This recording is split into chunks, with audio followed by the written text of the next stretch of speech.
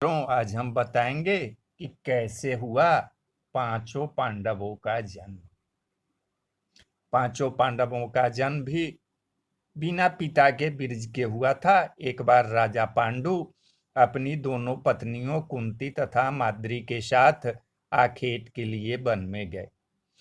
वहां उन्हें एक मृग का मैथुन रथ जोड़ा दृष्टिगत हुआ। पांडु ने तत्काल अपने बाण से उस मृग को घायल कर दिया।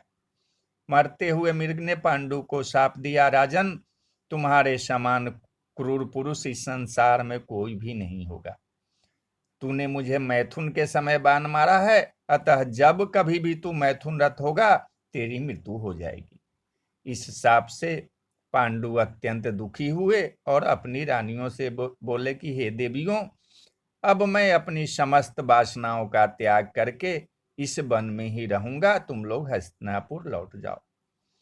उनके वचन को सुनकर दोनों रानियों ने दुखी होकर कहा, नाथ, हम आपके बिना एक क्षण भी जीवित नहीं रह सकती। आप हमें भी वन में अपने साथ रखने की कृपा कीजिए।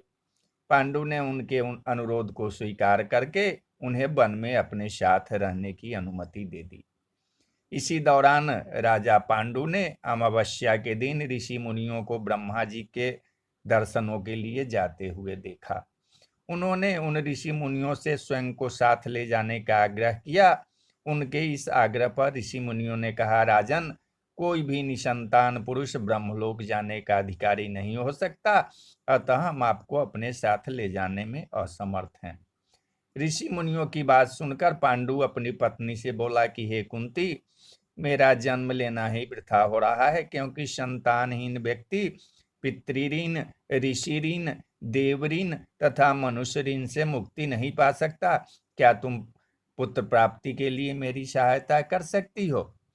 कुंती बोली कि हे आर्यपुत्र, दुर्वासा ऋषि ने मुझे ऐसा मंत्र प्रदान किया है जिससे मैं किसी भी देवता का आह्वान करके मनोवांछित वस्तु प्राप्त कर सकती हूँ। आप आज्ञा करें, मैं किस देवता को बुलाऊं? इस पर पांडु ने धर्म को आमंत्रित करने का आदेश दिया।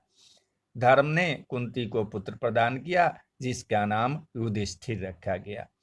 कालांतर में पांडु ने कुंती को पुनः 2 बार वायुदेव तथा इंद्रदेव को आमंत्रित करने की आज्ञा दी।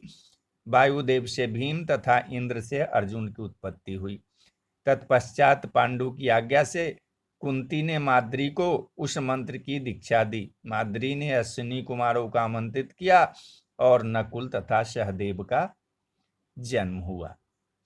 एक दिन राजा पांडु माद्री के साथ वन में सरिता के तट पर भ्रमण कर रहे थे। वातावरण अत्यंत रमणीक था और शीतल मंद सुगंधित वायु चल रही थी। सहसा वायु के झोंके से माद्री का वस्त्र उड़ गया।